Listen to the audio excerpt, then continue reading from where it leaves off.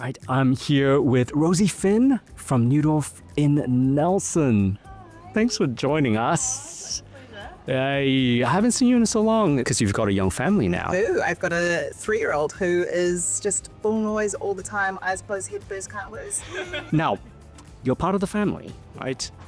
But how would we describe your role there?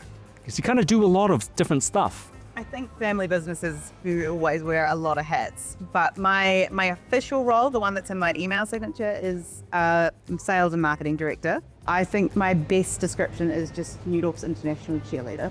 You've been doing that since you were a kid. That's the joys of family businesses. You do get to wear so many hats, and that's what keeps it so interesting. And the winemaker, Todd, Yes. yeah, how long has he been there now? He is 12 vintages now, I think. Very important part of the business. We adore Todd. He's also our GM, so winemaker, general manager. So everybody at Neudorf wears lots of different hats. And is Judy still involved in the business? Yeah, Tim and Jude still live on site, and they board meetings and sort of in the director role, but also there when support is required. So still such a wealth of knowledge and really good for me to bounce ideas off. My son Freddie goes to Jude's house every day after Country Kids. And so we spend a lot of time, like she'll come down, have a glass of wine with me and Freddie in the afternoons. So yeah, very lucky. It's one of those beautiful things that we're just beginning to understand and see in the New Zealand wine industry, because we're quite a young industry, but intergenerational wine families. What is it like? I mean, I guess I don't know any difference, but I spent the better part of my teenage years absolutely adamant that I wouldn't be here. So here we are. I fell in love with the wine industry in London, actually. From where I grew up, I saw your role in the industry was as a winemaker, and I didn't see myself as that person. And it was on a farm, and I didn't really see myself as that person. And then I got to London the day after I graduated university. I met the absolutely adorable, formidable, intelligent Melanie Brown, and that richness history there, we're next to friends. But I got introduced to this world of wine that was people and tastings and energy and creativity, and I just fell in love. And I remember ringing Mum at one point. There was 2 massive moments. One was when I used the very little money that I had to buy Decanter magazine instead of Vogue. That was like turning point. And then I think about a week after that, I rang Mum and I said, look, I don't know where that's going to be, but I'm coming on. She would have done a little dance of joy. I just think she would have said, yes, it's fallen right in place.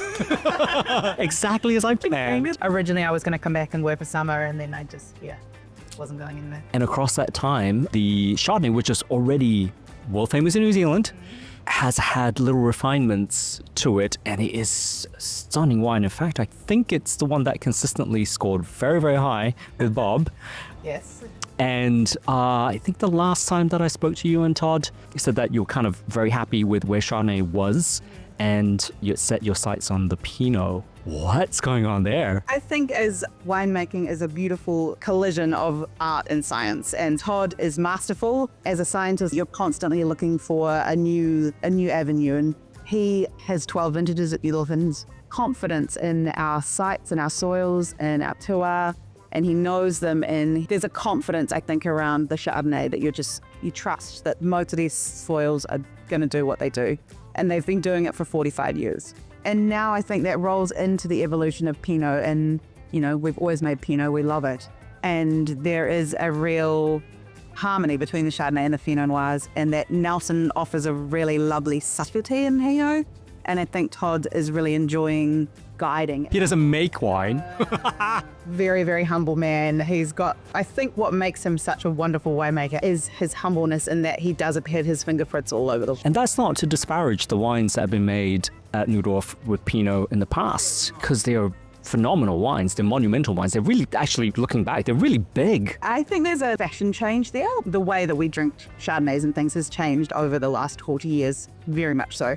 But certainly I think there's a confidence in the New Zealand wine industry at the moment that is saying, like, we chose to plant here. This is what we want to talk about. This is our little piece of dirt. When Tim and Jude planted at Neudorf in '78, there was one other winery in Nelson.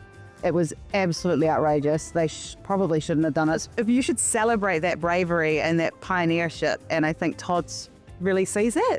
But we're lucky that we can, because the soils and the terroir do offer us that ability.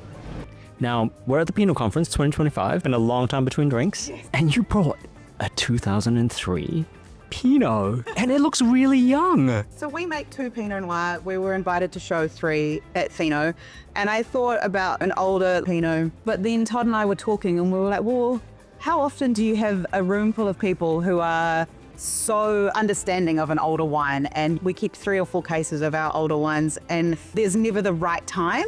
And I thought Pinot is probably the perfect time if you're going to try something different and get people talking. So we're just releasing our 23s. So I thought the 03, we tasted through. 03 was a really great vintage in Nelson. It was lovely and warm. There was some really lush notes. We looked at a couple of them and we thought, yeah, like it's under screw cap, why not? So it's been a great wine to have over the last couple of days. It's really interesting talking point. Because in this big glass, one of the first things that I noticed, which isn't as much of a stamp on the more recent wines, is it has this very sweet, plush kind of oak and fruit combo. And the more recent wines are a lot more floral and spicy. I totally agree. There's more violets in the new wines. This has got it's so silky, and it's really, I said before, it's like it's melted into itself. Yeah. So it's just like, I think it's really delicious, but it's about 14.5%, so it's a little bit higher up. Yeah, there's a lovely, quite deep note to it that I really like, but it is quite a different style to what we see now. It blows me away that this is still so fruity though. If you served that to me blind, I don't think I would have gone with 2003, because I would expect the fruit to have receded, you know, like faded a little bit and kind of gone to the leafy, earthy side. But this fruit is intense. It is. It's really amazing. Yeah. Do you think that the more recent wines are going to age in a different curve? I mean, it's who knows, yeah, right? I mean, that's the joy, isn't it? There is always a surprise. I do think there is a more savoury. I mean, I was 11 when this wine was made, so I can't give you a tasting note from that. So I'm not sure if they would have been more fruit forward than they are now. So we know we're dealing with a more savoury element. But yeah, I think that we do see this lovely, the wines just relax, I think. There's this, I don't want to say softening, because I don't think that they're harsh now, but there is this a beautiful harmony that all comes together over time. And Neudorf is so much more than just Pinot and Chardonnay as well, even though those are the 2 varieties that fly the flag, you know, at the top end. Is there anything people should know about? Albarino, we have to talk about Albarino. It's Salty Sunshine. We just released our 10th vintage of it, which is we've been making it a while now. It's been in the ground 13 years. It's a wine that it fits so well. It's so harmonious with Nelson. It's got this great note of salines through it. It's amazing seafood. Nelson has the largest fishing port in Australasia. It just naturally, it just works. It's a joy to brew. So the viticulturalist loves it, winemaker loves it, accountant loves it because it comes in on a ton of expectation. It ticks all the boxes, but it's a wine that's really hard not to like. And we don't make a Sauvignon anymore. And people who are looking for that, I can placate them with Albarino, but it's also a Chardonnay drinker's aromatic. So it really, I really rate it. It's like a softer textured Riesling.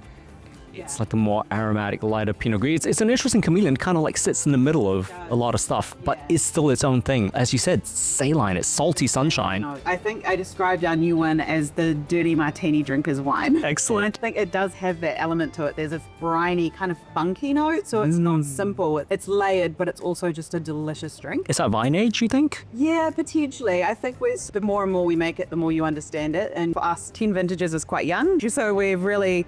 But we've backed it. We've increased our plantings of it. We've gone from about 75 cases of production to about 450 odd. So still not big, but yeah. For us, that's good. Excellent. Now, if, say, for some reason, one of our viewers has not encountered Neudorf before and has fallen in love with it, because it's very hard not to fall in love with you, is there one wine that they should try that would just gateway them in? I think it has to be Chardonnay. I think Neudorf is it has to be a Chardonnay. What Chardonnay that is, I mean, I'm really excited by our Amphora Chardonnay, purely fermented through clay, really beautiful expression of site. There's obviously so much history steeped in the home block Motiri Chardonnay, which is still made from the vines that Mum and Dad planted in 1978. it's Mendoza. But yeah, I think if I could just say a varietal, it would be Chardonnay. Okay. Yeah. But on top of that, and on top of that, the vineyard that's named after you. Yes. Fantastic. Oh, thanks, Rosie. I know you've got to get on to the next thing, but thank you so much for taking the time out to talk to us. Such a pleasure. Thank you. Okay. Thanks.